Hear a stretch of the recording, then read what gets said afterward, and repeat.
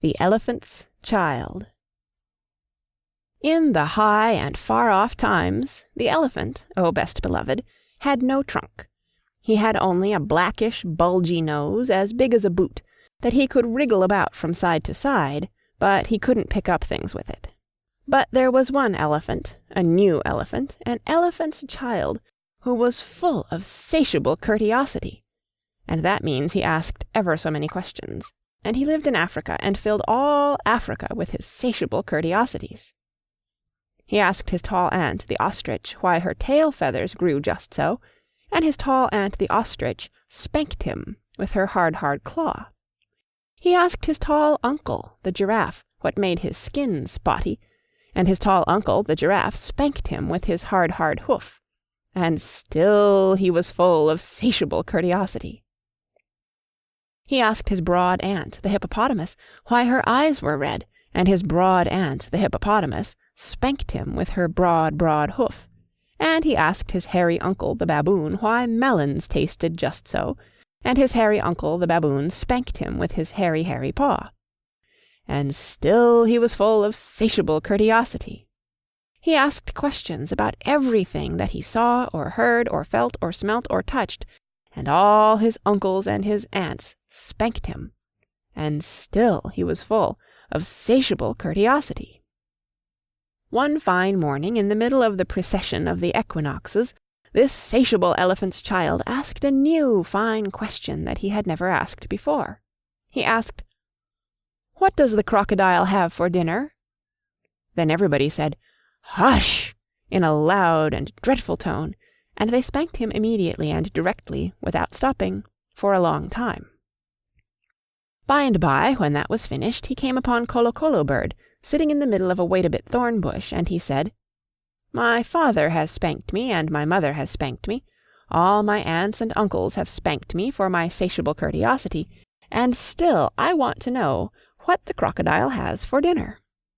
Then Colo Bird said, with a mournful cry, "Go to the banks of the great grey, green, greasy Limpopo River, all set about with fever trees, and find out."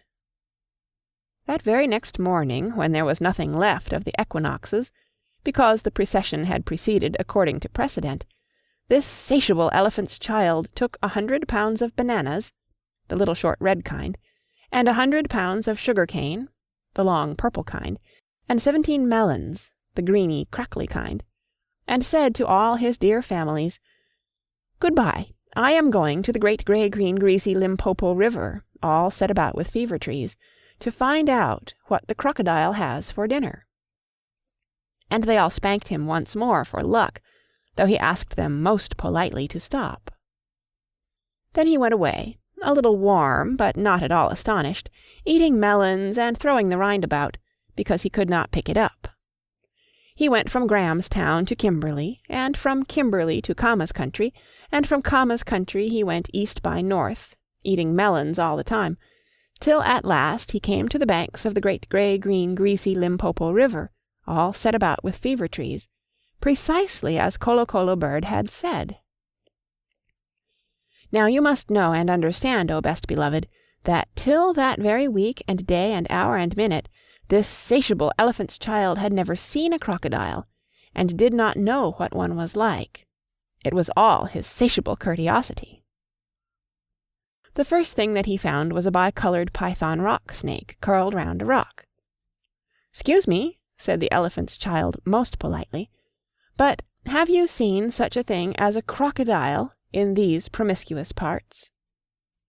"Have I seen a crocodile?" said the bicolored python rock snake, in a voice of dreadful scorn. "What will you ask me next?" "Excuse me," said the elephant's child, "but could you kindly tell me what he has for dinner?"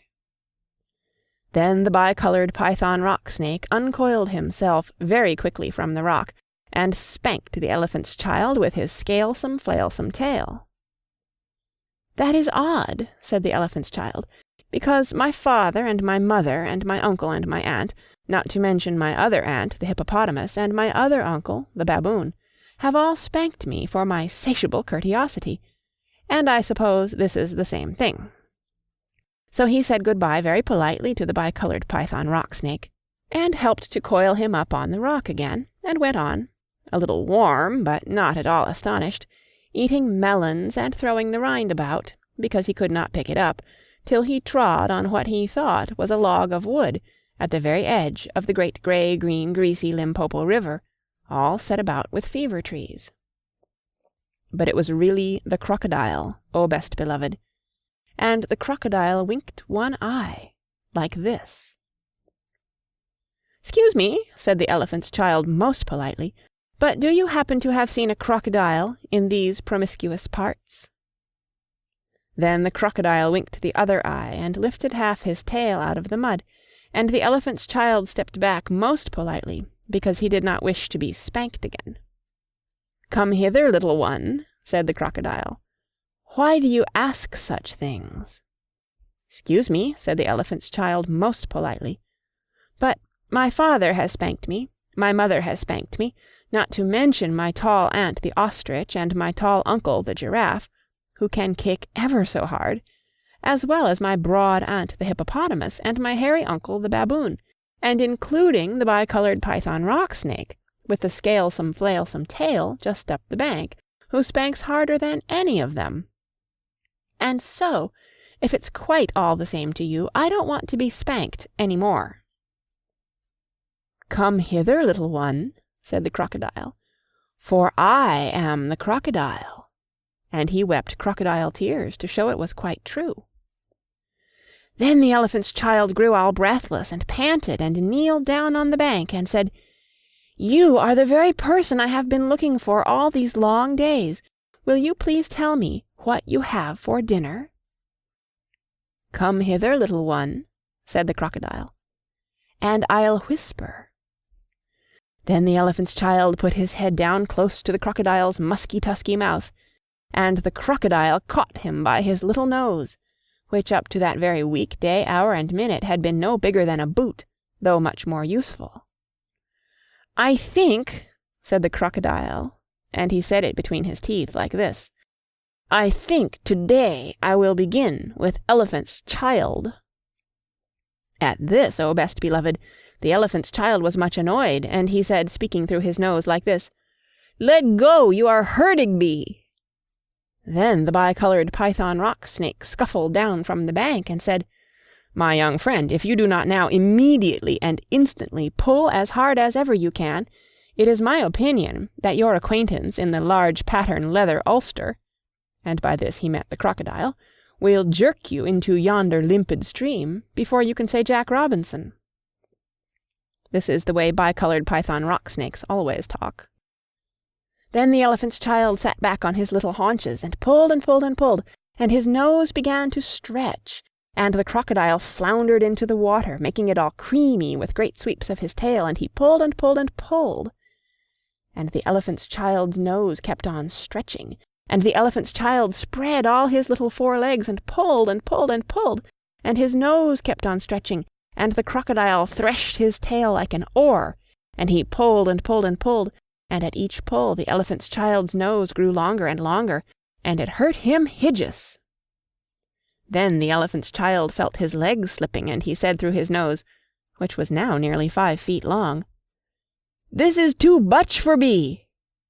Then the bicolored python rock-snake came down from the bank and knotted himself in a double-clove hitch round the elephant's child's hind legs and said, "Rash and inexperienced traveller, we will now seriously devote ourselves to a little high tension, because if we do not, it is my impression that yonder self-propelling man-of-war with the armor-plated upper deck," and by this, O best beloved, he meant the crocodile, "will permanently vitiate your future career." This is the way all bicolored python rock-snakes always talk. So he pulled, and the elephant's child pulled, and the crocodile pulled, but the elephant's child and the bicolored python rock-snake pulled hardest, and at last the crocodile let go of the elephant's child's nose with a plop that you could hear all up and down the Limpopo. Then the elephant's child sat down most hard and sudden, but first he was careful to say, "Thank you," to the bicolored python rock-snake, and next he was kind to his poor pulled nose, and wrapped it all up in cool banana leaves, and hung it in the great grey green greasy Limpopo to cool. "What are you doing that for?"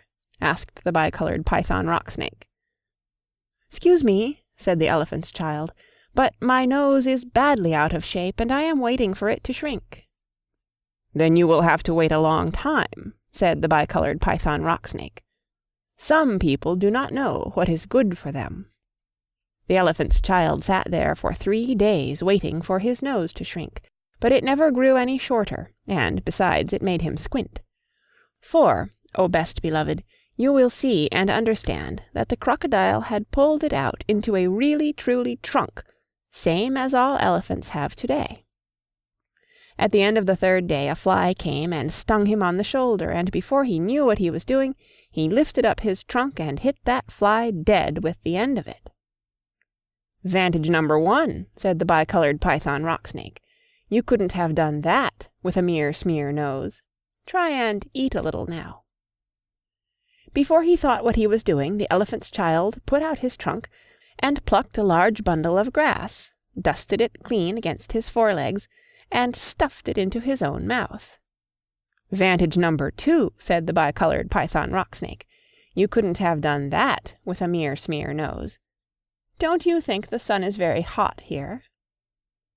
"It is," said the elephant's child, and before he thought what he was doing, he slooped up a sloop of mud from the banks of the great grey green greasy Limpopo, and slapped it on his head, where it made a cool, sloopy, sloshy mud cap, all trickly behind his ears. "Vantage number 3, said the bicoloured python rock-snake. "You couldn't have done that with a mere smear nose. Now, how do you feel about being spanked again?" "'Scuse me," said the elephant's child, "but I should not like it at all."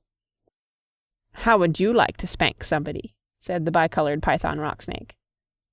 "I should like it very much indeed," said the elephant's child.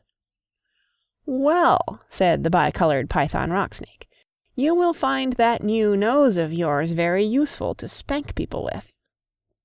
"Thank you," said the elephant's child. "I'll remember that, and now I think I'll go home to all my dear families and try." So the elephant's child went home across Africa, frisking and whisking his trunk. When he wanted fruit to eat, he pulled fruit down from a tree, instead of waiting for it to fall, as he used to do. When he wanted grass, he plucked grass up from the ground, instead of going on his knees, as he used to do. When the flies bit him, he broke off the branch of a tree, and used it as a fly-whisk, and made himself a new, cool, slushy, squishy mud cap whenever the sun was hot. When he felt lonely walking through Africa, he sang to himself down his trunk, and the noise was louder than several brass bands. He went especially out of his way to find a broad hippopotamus. She was no relation of his, and he spanked her very hard, to make sure that the bicoloured python rock-snake had spoken the truth about his new trunk. The rest of the time he picked up the melon rinds that he had dropped on his way to the Limpopo, for he was a tidy pachyderm. One dark evening he came back to all his dear families, and he coiled up his trunk and said, "How do you do?" They were very glad to see him, and immediately said, "Come here and be spanked for your satiable courteosity." "Pooh," said the elephant's child. "I don't think you peoples know anything about spanking, but I do, and I'll show you." Then he uncurled his trunk, and knocked 2 of his dear brothers head over heels. "Oh, bananas," said they, "where did you learn that trick, and what have you done to your nose?" "I got a new one from the crocodile on the banks of the great grey green greasy Limpopo River," said the elephant's child. "I asked him what he had for dinner, and he gave me this to keep." "It looks very ugly," said his hairy uncle, the baboon. "It does," said the elephant's child, "but it's very useful." And he picked up his hairy uncle, the baboon, by one hairy leg, and hove him into a hornet's nest. Then that bad elephant's child spanked all his dear families for a long time, till they were very warm and greatly astonished.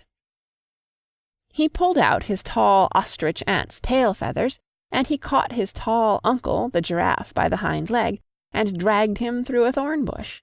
And he shouted at his broad aunt, the hippopotamus, and blew bubbles into her ear when she was sleeping in the water after meals. But he never let anyone touch Colo Bird. At last things grew so exciting that his dear families went off one by one in a hurry to the banks of the great grey-green greasy Limpopo River, all set about with fever trees, to borrow new noses from the crocodile. When they came back, nobody spanked anybody any more, and ever since that day, O best beloved, all the elephants you will ever see, besides all those that you won't, have trunks precisely like the trunk of the satiable elephant's child. I keep 6 honest serving men. They taught me all I knew. Their names are What, and Where, and When, and How, and Why, and Who. I send them over land and sea, I send them east and west, but after they have worked for me, I give them all a rest. I let them rest from 9 till 5, for I am busy then, as well as breakfast, lunch, and tea, for they are hungry men. But different folk have different views. I know a person small, she keeps 10 million serving men who get no rest at all. She sends 'em abroad on her own affairs from the second she opens her eyes. 1 million hows, 2 million wheres, and 7 million whys. End of The Elephant's Child,